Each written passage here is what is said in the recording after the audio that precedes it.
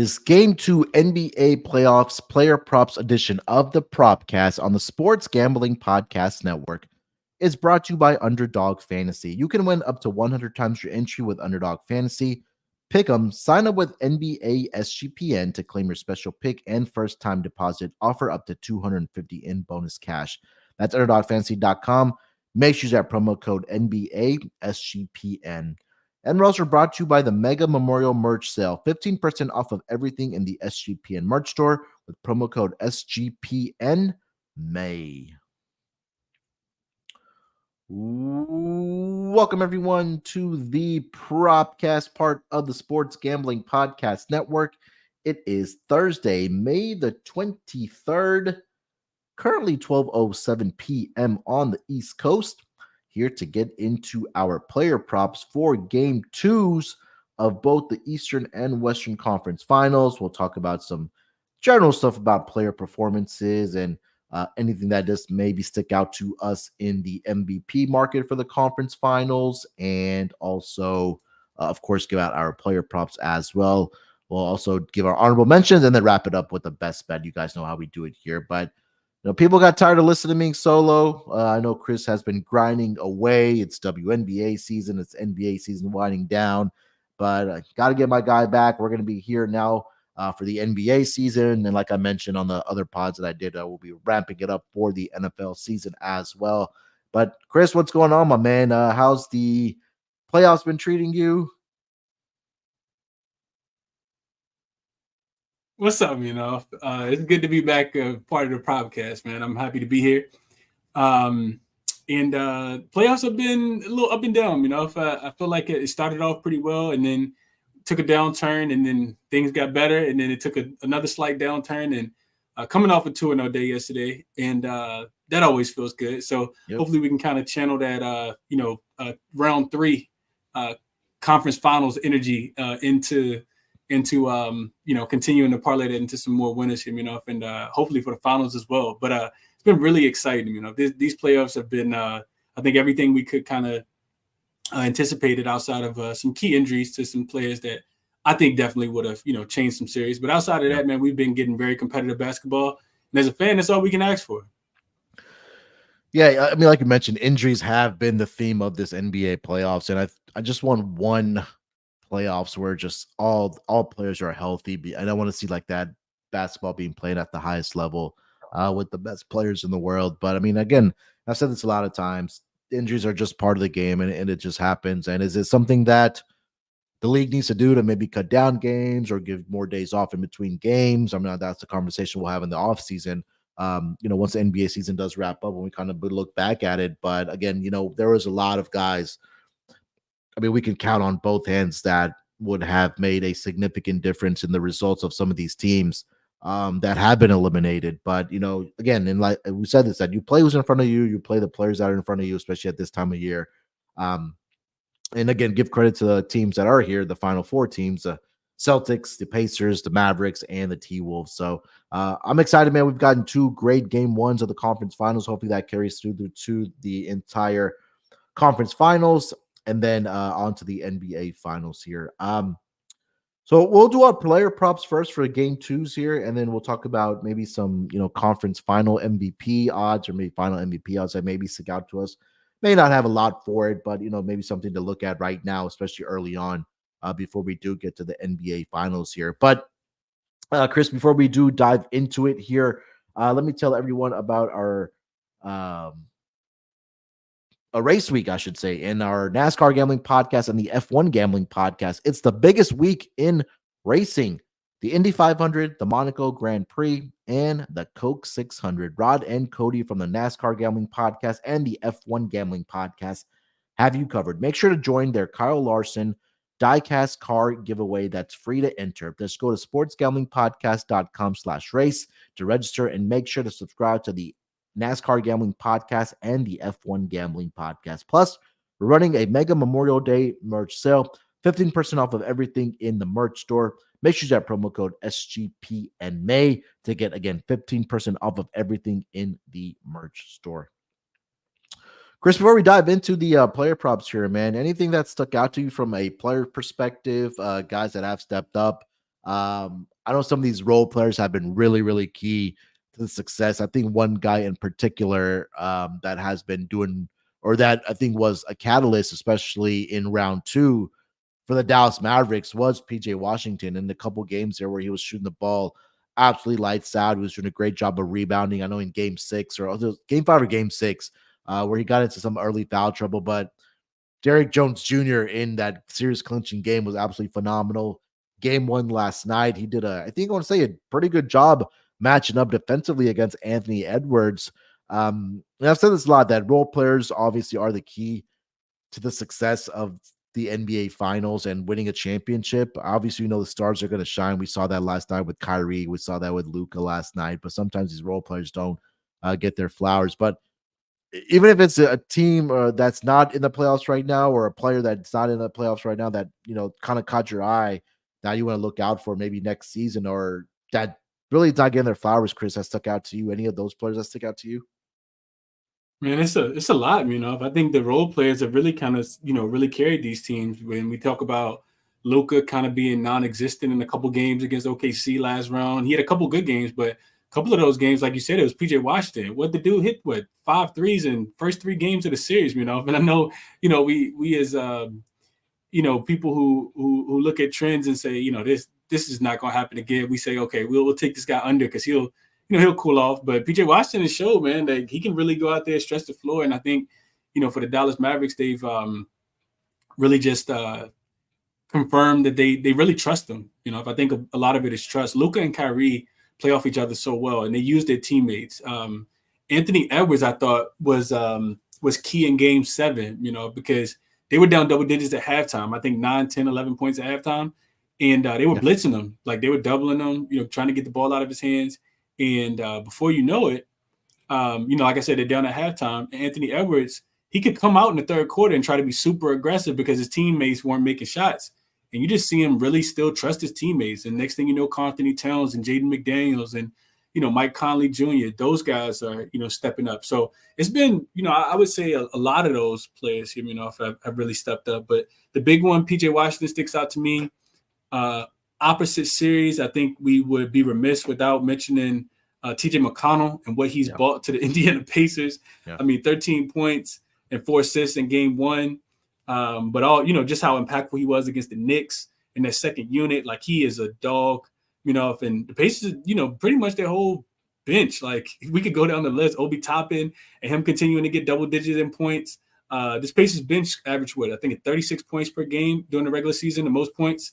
And it's really hard to slow this team down, because they want to play fast and they have so many interchangeable parts. So, I would just, I guess, give some love to Obi Toppin and TJ McConnell since you mentioned PJ Washington already, for sure. Yeah, TJ McConnell's been another guy that's been absolutely fantastic. And I want to see him play a little bit more minutes for the Pacers. I think this is a guy that should be out there for 30 plus minutes. And I know we talked about this earlier on the NBA pod.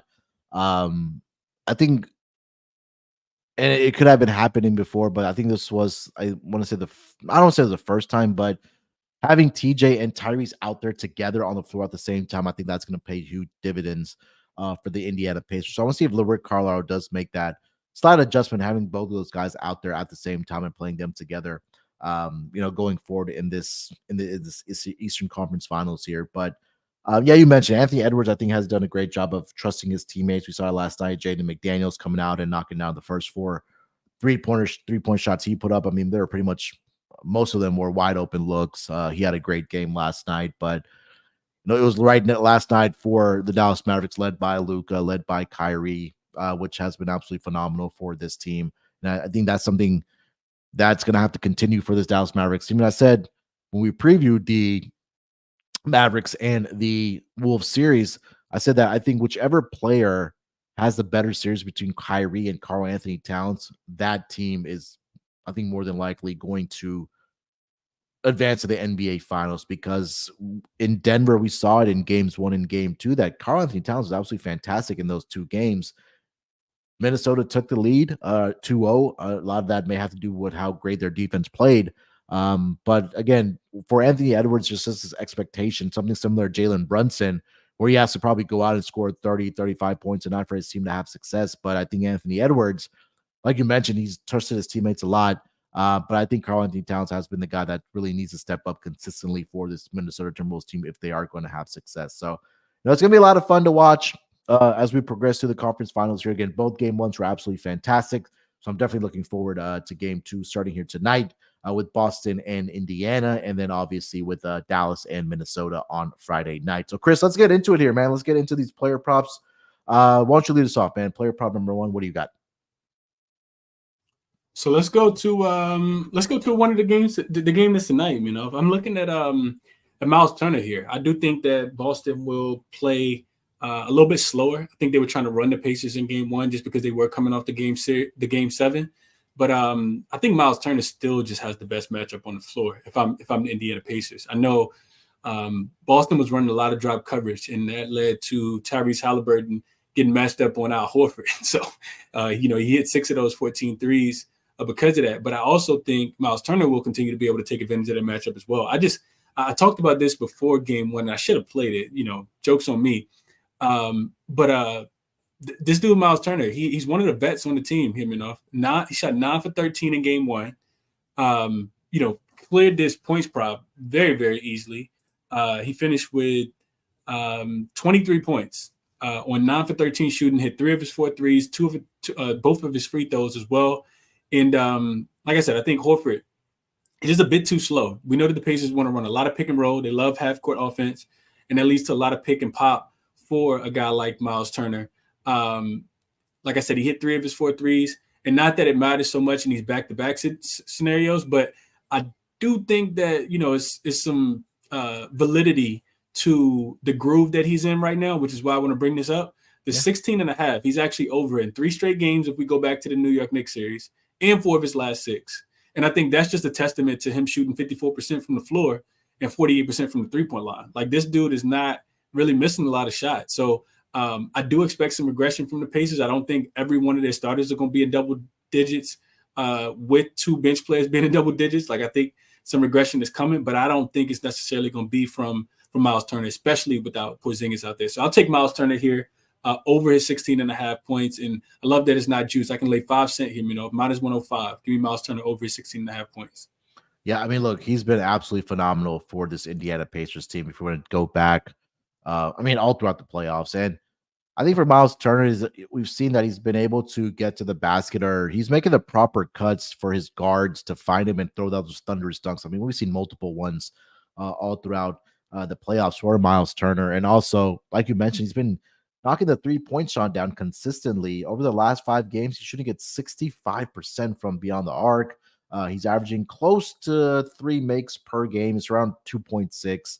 And he's also been efficient from the floor, close to 65% for the Indiana Pacers. So, yeah, I'm right there with you. Again, the blocks have been there for him as well. If you look at that for Miles Turner, curious to see if the market has caught up on that number. I'm sure it's like at 1.5 juice to the over, but he's at least 2 blocks in 5 straight games for the Indiana Pacers. So, he's been really pivotal to their success thus far for the Indiana Pacers. So, yeah, couldn't talk you off of Miles Turner on his prop here for tonight. I'll say the same game here, and I think this player was probably the best player on the floor for the Boston Celtics, and that was Jrue Holiday. An absolutely fantastic game 1, 28 points. I believe it was also finished the game with 7 rebounds, 8 assists. I'm going to zone in on that rebounds and assists again here tonight. That number is at 10.5 here for Jrue Holiday. And, I talked about the potential assists that were there for Tyrese Halliburton in game 1. I believe that number was 20. But Jrue Holiday, his potential assists in game 1, Chris, was 13, followed by Derek White at 12. Did finish the game with 8 assists. If you want to play the assist alone, that number was at 4.5 when I was looking at it last night. It's juiced around minus 150, so it's probably going to move to 5.5 once we get to game time here. But I feel like the pace may still be there for the Indiana Pacers, because I mentioned this on the NBA pod as well, is that I watched the interview with Rick Carlisle yesterday when he was on the McAfee show, and he mentioned that they're going to continue playing the way they play, and that's going to be led by Tyrese Halliburton. So I just also think that Boston is also going to continue playing their way. I think they probably slow it down in the second half, because we did see that a little bit in the second half of game one. But I think in game one, I still feel like that pace is going to be there. And I think Drew Holiday is a guy that gets it done on both sides of the floor. We saw him make some great shots in game one, some easy baskets, and he just puts himself in the right spot as well. And with the way that this Boston Celtics team loves to jack up the 3-point shot, like Drew Holiday will find those guys. He's also a guy that can get the rebounds for you as well. He's averaging 5.4 rebounds over the last 5 games. But I think the number, that assist number, it's the market hasn't caught up to it because of the pace of play I expect to see in this entire series between these two teams. So player prop number one for me here, Chris, Drew Holiday, rebounds and assists. The number's at 10.5 right now. Yeah, difficult for me to talk you off of this one. I actually won't talk you off. I'll tell you that I like this one as well. And I think for me, if it's him asserting himself into the game early, right? Like really being locked in early and understanding, the advantage that he has. I like Drew Holiday in this series overall anyway. If I love that look, but I liked him in the series overall because he's a big guard. And if you're Boston, you want to make Tyrese Halliburton work on defense. So if you can throw the ball to Drew Holiday, low post, even, maybe elbow, right? And he can kind of, get his back towards the basket and really try to take advantage of this Indiana Pacers defense and Tyrese Halliburton specifically, and just, the lack of size and strength that Tyrese Halliburton has. What that'll do here is it will force the Indiana Pacers to come help. That leads to your assist opportunities there, So I think that's a really, really good look, really sharp look, taking him over his rebounds and assists here for Mr. Drew Holiday. He crushed the line, and I could definitely see that happening again here in game 2. Yep. All right, Chris, before we get into our second round of player props here, let me tell everyone about our friends over at Underdog Fantasy. Hey, we're on to the conference finals of the NBA season. Now, our sponsor, Underdog Fantasy, wants to make it a lot more interesting. Underdog Fantasy is the easiest place to play fantasy sports, playing their pick'em game. It's as simple as selecting higher or lower on player stats like points, rebounds, assists, and so much more. Make entries of all basketball or mix and match across your other favorite sports. You can win up to 100 times your money, and it's a ton of fun. Underdog is available in 30-plus states, including California, Texas, and even Canada. New customers get a pick'em special in the lobby when they do sign up. Underdog will be running a ton of different promos, bonus cash airdrops, specials, giveaways, and more throughout the NBA playoffs. So make sure to follow at Underdog Picks on Twitter to keep an eye out. Underdog is available in 30-plus states, including California, Texas, and Canada. They also just launched Champions, their player versus player format in Florida. Sign up today. Make sure you use that promo code NBA SGPN to claim your special pick, plus a first-time deposit offer up to $250 in bonus cash. That's UnderdogFantasy.com. Make sure you use that promo code NBA SGPN. All right, Chris, let's keep it rolling here, man. Take us over to player prop number 2. What do you got? So we mentioned him earlier. I'm actually going to to the game for tomorrow. I like PJ Washington to continue to do his thing here. I know the number. I'm not sure what it was for game 1. If it was 10.5, or if it was at 1.5, or if it was at 11.5, which is where I see it at now. But PJ Washington for one, I just love that he continues to be. He's a dog. He has a lot of confidence in himself. I think his teammates also have a lot of confidence in him as well. He is coming off a game where he shot just 4 for 10 from the floor, and only shot 2 for 8 from the 3-point line. If we watched the game, I'm pretty sure you were locked into game 1. Dallas Mavericks were 2 for 13 from the 3-point line in the first half, and only down by 3 points. Yeah. And I think a big part of that was Luka, kind of struggling out the gate, Kyrie carrying them. So you can expect, maybe a little bit of regression for Kyrie here, even though I think he'll still be locked in as well. But for me, it's the attempts, like no matter if I can catch a guy that's going to play 35 plus minutes, which PJ Washington has played 30 plus minutes in the last 6 games in a row. I can't, a guy that's going to stay out of foul trouble, I can't not play against that. PJ Washington he shot 10 times in game 1, just 2 for 8 from the 3-point line, and still cashed the over here at 11.5. And just going back and looking at his game logs against the Thunder, game 6 and game 5, he did go under the 9.5, but he has made like big games of him. And I like that he was able to do it on the road as well. We remember game 1 and game 2, he was knocking down those threes. And then OKC, he had a 29-point game. And, he's also had double digits as well. So I think just because the minutes will be there, just because Kyrie and Luka trust him so much, just because the shots are going to continue to be there for him as well. Because if you're Minnesota, I think the game plan is still to try to limit the shot attempts for Kyrie and Luka and make some of those others beating them. And then they weren't in the first half. And then you see the shots start to fall. Luka started to pick it up late in the fourth quarter. So I like PJ Washington, over his 11.5 points, just thinking that the opportunities are going to be there. He's a great rebounder, offensive rebounds. I'm looking at his log right now. He has at least 7 in 3 of the last 4 games. So maybe even some extra chance opportunities there. And he'll put the ball on the floor as well. So I like PJ Washington. I know he's going to be on the road. I know Timberwolves are going to be desperate in game 2. But I really like PJ Washington to continue to ascend in his role as a good role player for this Dallas Mavericks team. Yeah, I think the adjustment now for Minnesota is going to be how do you slow down Luka and Kyrie? And I think that I saw a quote from Mike Conley, and they said, or in so many words, he said, I don't think they were supposed to drop down in coverage against Luka.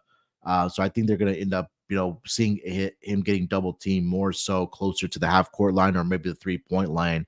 And then that just opens up the opportunities for a guy like PJ Washington to take those shots. We know the 3-point attempts are going to be there. He had 8 attempts in game 1. He had 8.6, or he's had close to 9 attempts over the last 5 games, dating back to the OKC series. And we know the rebounding opportunity is going to be there as well. And I think as the series progresses, we'll see the defense tighten up. And I think that shot making may be a little bit more difficult as this series goes on. And I think that's just going to lead to more rebounding opportunities. Like you mentioned, he's averaging 8 rebounds over his last 5 games. He's had 7 or more in 3 of the last 4 games as well. So I think that PJ Washington, they acquired him for a reason at the trade deadline. Him and Daniel Gafford. I think PJ Washington has really paid dividends thus far for this Dallas Mavericks team. And I think that's going to continue throughout the series for the Dallas Mavericks. So yeah, couldn't talk you off of PJ Washington for this game 2. All right. I'm gonna stay in the Boston game here, and I'm looking at Tyrese Halliburton, and I'm looking at his assists to go over the number of 8.5. It's at -102 right now. And you just take a look in game 1 against the Boston Celtics. And it was just incredible to see the potential assists that were showing up in the box score for Tyrese Halliburton. I'm trying to pull up the exact number because when I saw this number, Chris, I had to do a double take and kind of scratch my eyes. He had 20 potential assists in game 1, did Tyrese Halliburton. He did finish the game with 10. And I mentioned that Rick Carlisle was on the McAfee show yesterday after the game 1 loss. And in so many words, he said that we're going to continue playing the way we have been playing all season long and in the playoffs. And our leader on the offensive side and that decision maker is Tyrese Halliburton. And I know he's going to be out there for the minutes for this Indiana Pacers team. I know the assists weren't really there against the New York Knicks, but I think that, we mentioned the matchup with Drew Holiday. It's not like we're asking him to get a whole hell of a lot because during the regular season, we saw this number at 11.5, sometimes 12.5 for Tyrese Halliburton. But I think that number one, the advantage that the Pacers do have is down low on the block, where guys like Pascal Siakam had success in that paint area. Obi Toppin was another guy that was able to attack the basket and get to the rim, a guy that can be a rim runner for this team. But I know the ball is going to be in the hands of Tyrese a whole heck of a lot in this series.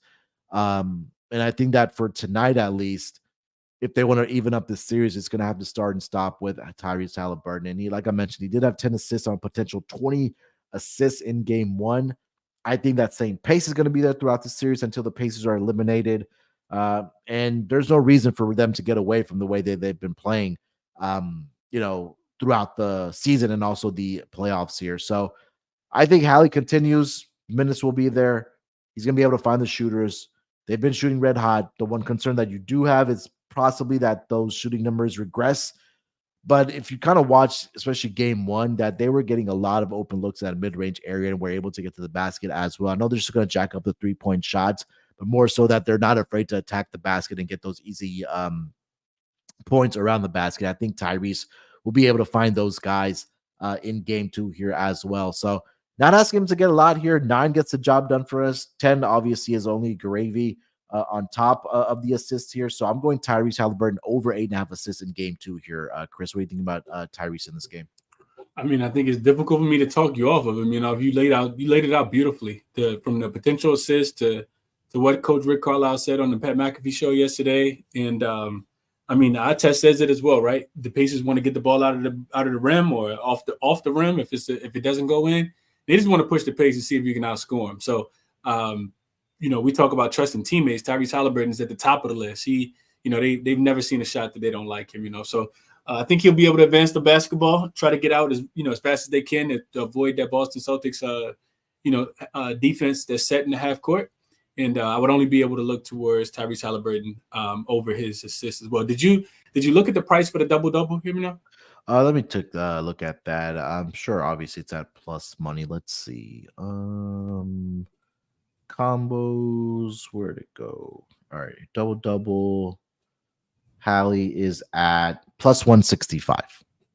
So that might just be a better look as well. I mean, you lose if he gets 9, but again, it's just kind of going back to what I mentioned, like game 1, he had 20 potential assists, which is absolutely wild. But yeah, I would spring on that plus 165 as well for Tyrese in this game here to get you some plus odds. All right, Chris, before we get over to our third round of player props here, speaking of player props, the newest sponsor on the Sports Gambling Podcast Network, that is Rhythm. If you're betting on NBA player props, then you need to download Rhythm. Rhythm gives you a menu of the best player props for every single NBA playoff game, making it easy to go through and find the best props to put your money on in seconds. Rhythm's predictions are backed by over 3 years of data and a team of data scientists and quants that focus on fine-tuning our algorithm to give you the best shot at winning.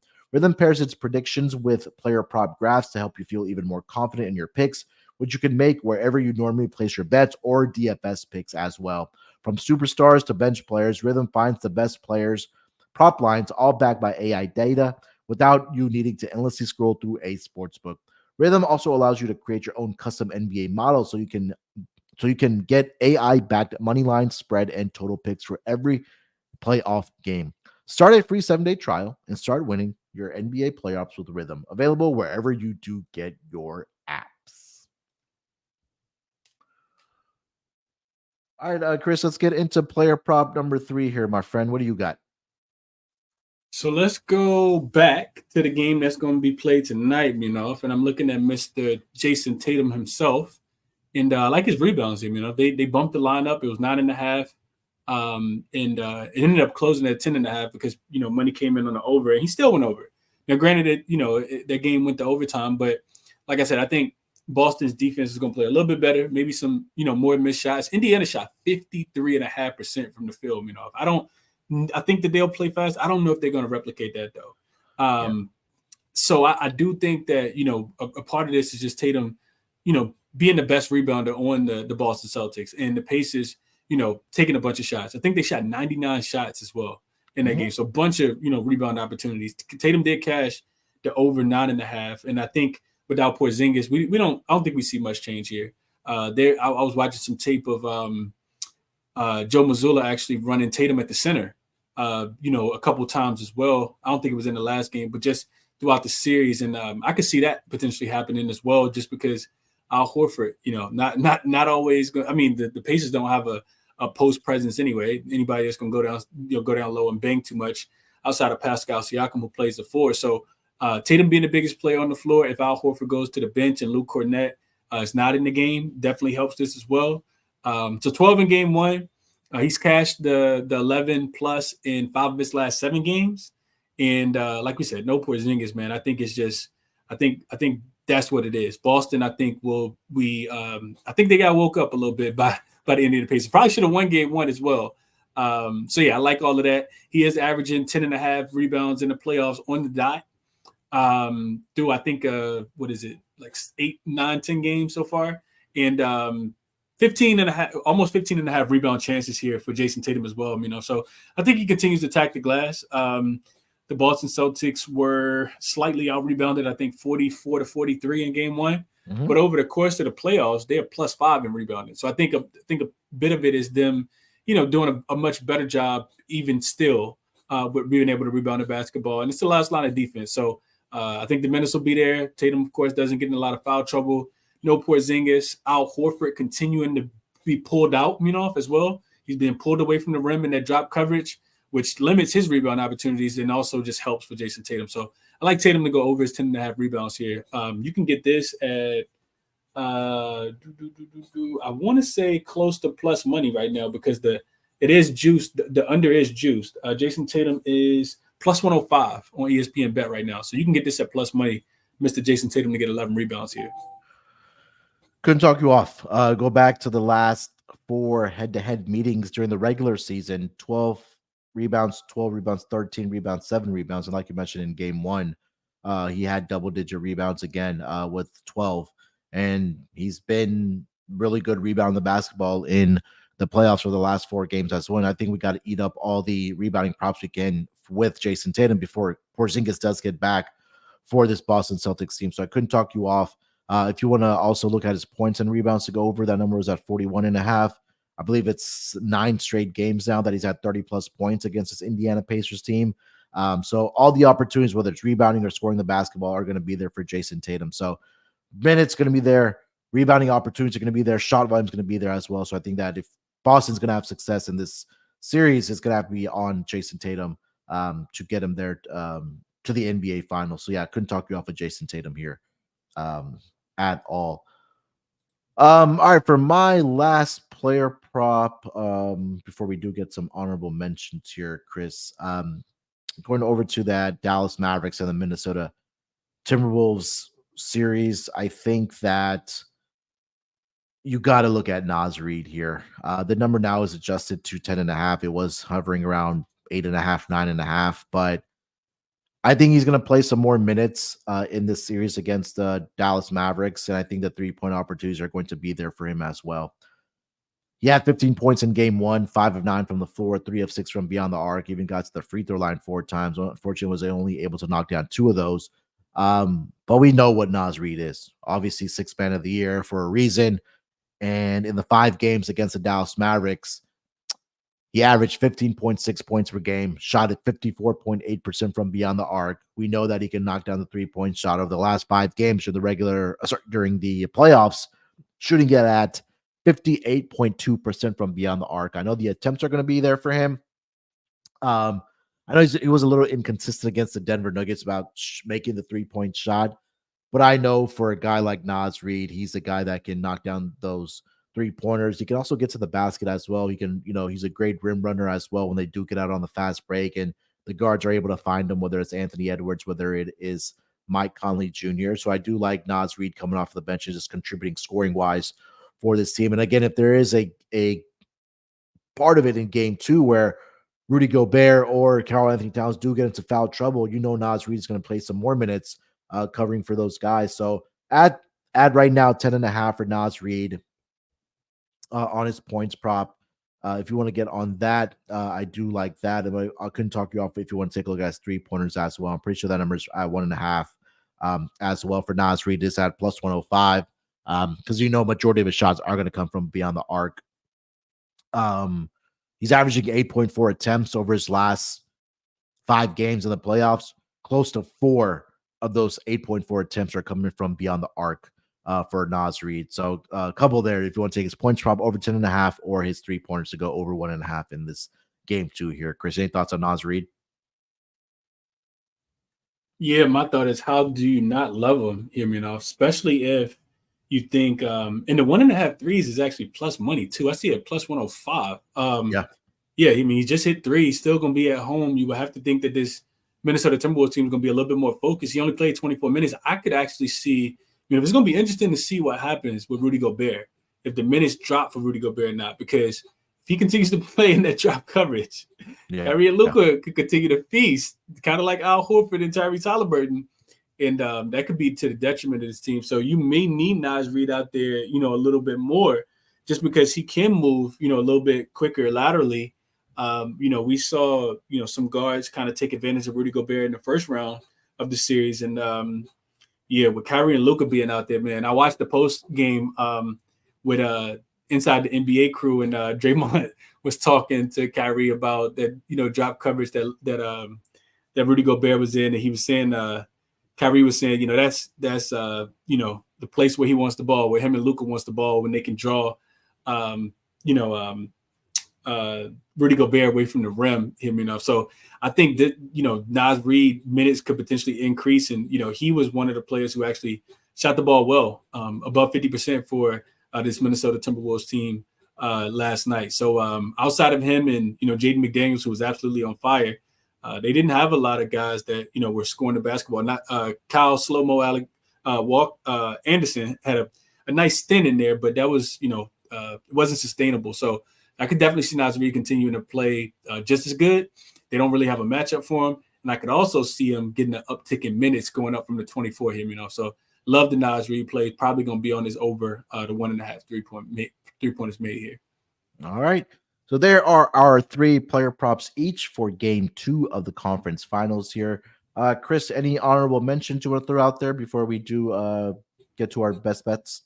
So I want your opinion on this one. I see Rudy Gobert, his rebounds listed at 12.5 right now. Under slightly juiced at -120, which I see as the best number. And I'm kind of interested in playing under him, just because I do think that there will be. I don't know if I'm gonna get to the window. It's just a lean now, but we can call it honorable mention.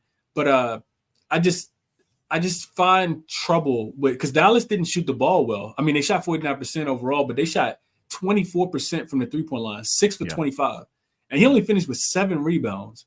Is that coincidental? But what I will tell you is, last thing I'll mention is the rebound opportunities were actually there. When in the playoffs, he's averaging 10.5 on 19.5 rebound chances, which of course leads his team. Game 1, it's a freaky outlier type stuff. Game 1, he has 7 rebounds on 25 rebound opportunities. Is he set to go? Like, what do we do with that? Especially knowing that they're gonna try to pull him away from the rim. And I think that's exactly what it is, that they're trying to pull him away from the rim. But then you also have guys on this Minnesota Timberwolves team. I don't know if this makes sense or not, but you have guys, if they see a loose ball, they're going to go running towards it. And Rudy Gobert is not really that hustle type, right? If you just take a look at the box score last night, you had 4 different players that had 7 or more rebounds last night, which were between Rudy Gobert, Karl-Anthony Towns, and Anthony Edwards, of all players, who had 11 rebounds for this Minnesota Timberwolves team. So like every single night, whether it's regular season, whether it's playoffs, we know that the opportunities are going to be there for Rudy Gobert. But we've all mentioned this. I feel like he's just really soft. He's soft, man. And I think that, like, if you're going to be a big man in this league, that you need to put your foot down, and you need to, like, control the glass, because there's no reason why this guy year in and year out shouldn't be averaging 12.5, 13 rebounds per game, especially how he hovers around and is pretty much a rim protector, right? And I think that it's the case that what you mentioned, that Luka, Kyrie, and that offense are going to try to pull him away from the basket, which is going to open up the opportunities for other guys to get those rebounds. So I don't remember the last time I've won a prop on Rudy Gobert on his rebounding prop, Chris. I completely stay away from the guy from the exact reasons that you did mention. But yeah, again, it's going to be the fact that the offensive game plan of what Dallas is trying to do is that they're going to pull him away from the basket, which again limits the rebound opportunities for him to actually grab them. Or is it the fact that, that there's something else that's just, I don't know, that he's not able to grab them? They're just, other guys that are just quicker to the basketball, and it could be a combination of both. So I couldn't talk you off of if you want to take the under for him, especially like you mentioned, right? Dallas didn't shoot the ball well, which you probably do expect them to do that, which is a very scary proposition for Minnesota, especially like you mentioned, right? And I tweeted this out, that the Wolves were plus 27 from the 3-point line at halftime, but only up by 3 points, which I think was really crazy for the Minnesota Timberwolves. I'll throw out one here. I think this was one that really caught my eye.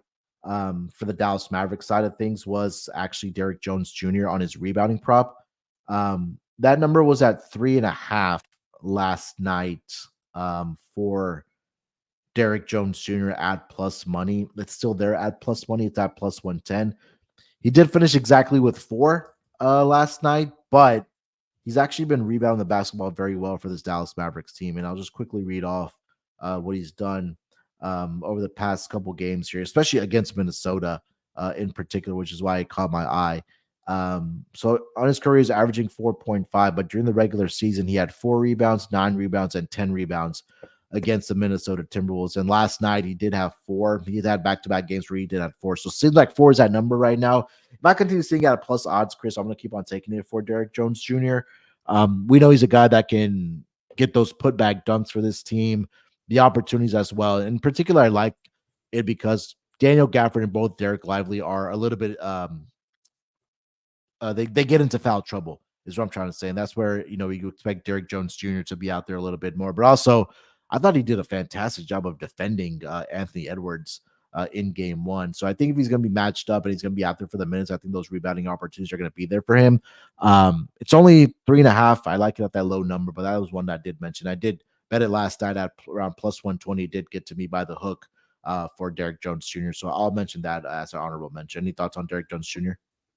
Yeah, I think that makes a ton of sense, man. The only thing that scares me, I mean, your analysis is, I think, is spot on. The only thing that scares me just a tad bit is we talk about those defenders who are matched up against the number one offensive player on the opposite team.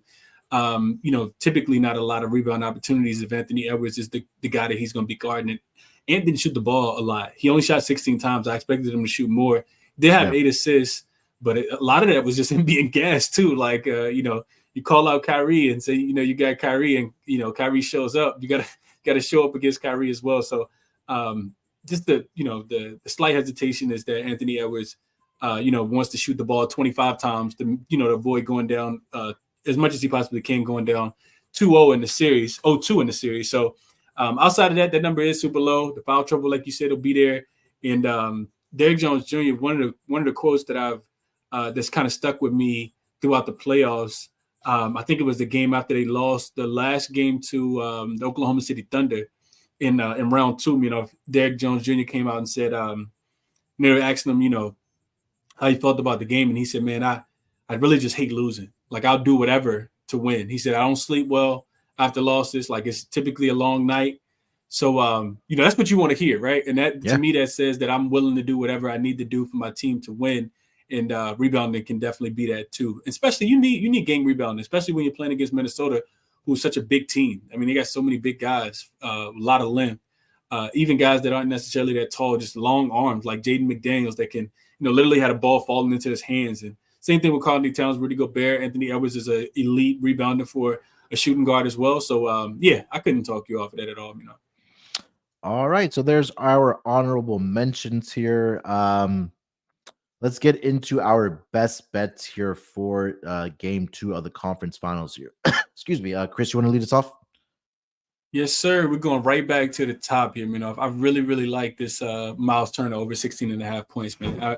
I talked about it, gave you guys the numbers, but just in quick summary, dude shooting 54% from the floor, 48% from the 3-point line, I think has the best matchup on the Indiana Pacers side of the basketball, where a slower Al Horford, trying to get out there and guard him, and he also, I didn't mention this earlier, he tends to go on runs by himself, where he like goes on a little 6-0 run and hit back-to-back threes, or like those type things, running down the rim, running down the lane. Of course, Tyrese Halliburton's going to try to find him. He's getting dunks, and it's led to a couple games in a row. It's led to opposing head coaches calling the timeout because he's reeled off 8 straight points, and that's always good. So the minutes will be there. I think he'll stay out of foul trouble and continue to shoot the ball well against the Boston Celtics here with, like I said, I think the best matchup on the floor. So I'll take Miles Turner over 16.5 points here.